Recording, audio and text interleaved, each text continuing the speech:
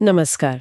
आज हम एक ऐसे विषय पर बात करने जा रहे हैं जो वाकई बहुत गंभीर और संवेदनशील है। हम्म। ये उत्तर प्रदेश के भदोही जिले से जुड़ा एक मामला है और हमारी चर्चा का आधार है एक लेख जिसका शीर्षक है भदोही नाबालिग दुष्कर्म मामला पूरी सच्चाई। हम इसी लेख में दी गई जानकारी की गहराई में उतरेंगे। हमारा मकसद ये है कि हम इस लेख के जरिए समझें कि आखिर घटना क्या थी, क्या कानूनी कार्रवाई हुई, क्या नतीजे निकले, और हाँ, ये भी कि ये लेख समाज को क्या संदेश देना चाह रहा है। जाहिर है विषय परेशान करने वाला है, तो हम इसे पूरी गंभीरता से देखेंगे और सिर्फ लेख में जो तथ्य दिए गए हैं उन्हीं पर टिके रहेंगे। तो चलिए शुरू करते हैं, इस मामले की परतें खोलते हैं। तो लेख बताता है कि मामला भदोही जिले के गांव का है और इसके केंद्र में है एक 15 साल की छात्रा। लेख के मुताबिक इस सब की शुरुआत हुई एक बस यात्रा से। हाँ, मतलब एक युवक जिसका नाम लेख शैलेंद्र माली बताता है, उसने बस में ही इस लड़की से बातचीत शुरू की, जान पहचान बढ़ाई और यहीं से वो संपर्क बना जिसके बाद इतना कुछ हुआ। लेख कहता है कि संपर्क के बाद जो हुआ वो था बहला फुसलाकर जाल में फंसाना। ये कोई एक दो दिन की बात नहीं थी।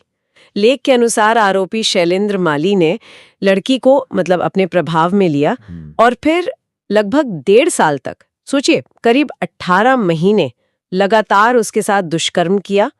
और मामला यही नहीं रुका।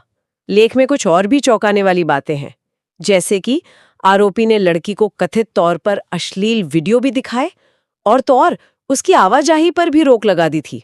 मतलब वो कहीं आ जा नहीं सकती थी अपनी मर्जी से। ये तो एक तरह का पूरा नियंत्रण हो गया। और इस सब का नतीजा, जैसा कि लेख बताता है, वो नाबालिग लड़की गर्भवती हो गई और बाद में उसने एक बच्चे को जन्म भी दिया। ये 1.5 साल का जो पूरा घटनाक्रम लेख बता रहा है, ये अपने आप में बहुत कुछ कहता है। बिल्कुल। और यहाँ जो शब्द लेख इस्तेमाल कर रहा है, बहला फुसलाकर, जाल में फंसाना, फिर 1.5 साल तक लगातार आवाजाही पर रोक, ये सिर्फ शब्द नहीं है। लेख शायद इनके जरिए उस प्रक्रिया की तरफ इशारा कर रहा है जिसे अंग्रेजी में ग्रूमिंग कहते हैं। मतलब एक सोची समझी चाल, पहले भरोसा जीतो, धीरे धीरे शिकार को सबसे अलग कर दो और फिर शोषण करो। और ये बात कि ये 1.5 साल चला, ये तो घटना की भयावहता को कई गुना बढ़ा देती है। ये कोई अचानक गुस्से या आवेग में किया गया अपराध नहीं लगता, जैसा लेख बता रहा है। ये एक लंबे सुनियोजित शोषण की तस्वीर है। और आवाजाही पर रोक ये दिखाता है कि पीड़ित किस हद तक मतलब फंसी हुई थी।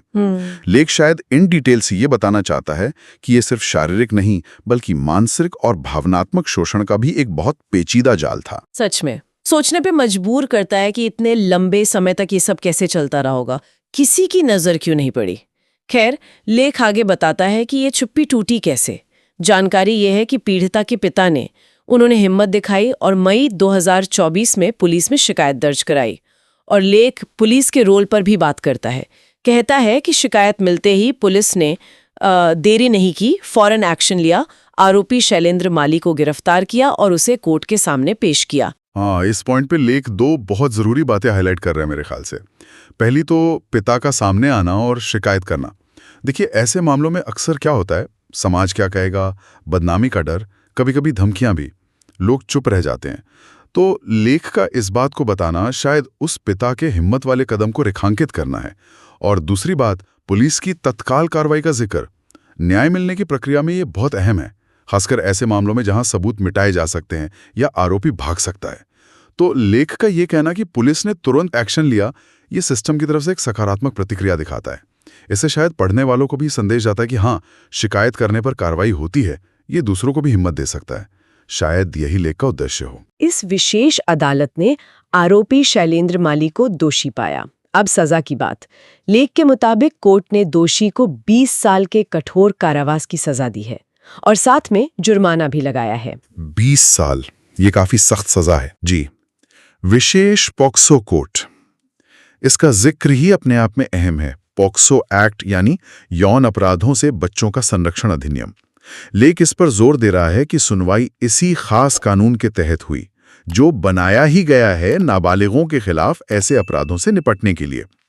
इसमें जांच और सुनवाई की एक तय संवेदनशील प्रक्रिया होती है और सजाएं भी काफी सख्त होती हैं। और फिर ये शब्द कठोर कारावास, सामान्य जेल और कठोर कारावास में अंतर होता है। कठोर कारावास में सजा के साथ साथ दोषी से कड़ी मेहनत भी करवाई जाती है, तो लेख का 20 साल के कठोर कारावास का जिक्र करना ये शायद ये जताने के लिए है कि न्यायपालिका ने इस जुर्म को कितनी गंभीरता से लिया है। ये सिर्फ कैद नहीं, एक सख्त सजा है। लेख शायद इसके जरिए एक तरह का क्या कहते हैं निवारक संदेश, मतलब डेटरेंट मैसेज देने की कोशिश कर रहा है कि ऐसे अपराधों के नतीजे बहुत गंभीर होंगे। हालांकि हाँ, जब हम ऐसी सजाओं के बारे में पढ़ते हैं जो लेख का मुख्य बिंदु है, तो एक सवाल भी मन में आता है। देखिए, कानूनी सजा जरूरी है, दोषी को दंड मिलना चाहिए, पर क्या सिर्फ सजा से क्या ऐसी घटनाएं रुक जाएंगी? लेख कानूनी नतीजे पर तो जोर दे रहा है, पर यह हमें उन सामाजिक और बचाव के उपायों के बारे में भी सोचने पर मजबूर करता है जो ऐसी घटनाओं को होने से पहले ही रोक सके। सही कहा आपने। और ये दिलचस्प है कि लेख खुद भी सिर्फ कानून पर आकर नहीं रुकता, वो आगे बढ़कर एक साफ सामाजिक संदेश भी दे रहा है। लेख जोर देता है कि बच्चों की सुरक्षा, उनका सम्मान, ये सबसे ऊपर है। और ये सिर्फ सख्त कानूनों से नहीं होगा, इसके लिए समाज में जागरूकता फैलाना भी उतना ही जरूरी है। लेख में ये भी बताया गया है कि पुलिस और प्रशासन ने पीड़िता की सुरक्षा के लिए और उसे न्याय दिलाने के लिए जरूरी कदम उठाए हैं। ये भी एक महत्वपूर्ण जानकारी है। मतलब ये दिखाता है कि कानूनी प्रक्रिया के साथ साथ, जैसा लेख बता रहा है, पीड़ित की देखभाल पर भी ध्यान दिया गया। और साथ ही लेख ये भी कहता है कि समाज में ऐसे मामलों के प्रति संवेदनशीलता बढ़ाने की कोशिशें भी हो रही हैं। बिल्कुल, और यही बात इस लेख को सिर्फ एक क्राइम रिपोर्ट होने से आगे ले जाती है। ये घटना और सजा के बारे में तो बताता ही है, पर साथ ही ये एक बड़ी सामाजिक जिम्मेदारी की तरफ भी इशारा कर रहा है। लेख का संदेश यही है कि बच्चों के लिए एक सेफ माहौल बनाना सिर्फ माँ बाप या स्कूल का काम नहीं है, ये पूरे समाज का, हम सबका काम है। लेख जागरूकता की बात कर रहा है, अलर्ट रहने की बात कर रहा है। वो इस पर जोर दे रहा है कि अगर कहीं भी किसी भी बच्चे के साथ कुछ भी अजीब लगे, कुछ संदिग्ध दिखे, चाहे उसके व्यवहार में बदलाव हो या कोई और इशारा, तो उसे अनदेखा ना करें। उसकी सूचना फौरन सही जगह दें, जैसे पुलिस या चाइल्ड हेल्पलाइन। लेख एक तरह से समाज के हर व्यक्ति को एक सतर्क नागरिक बनने को कह रहा है।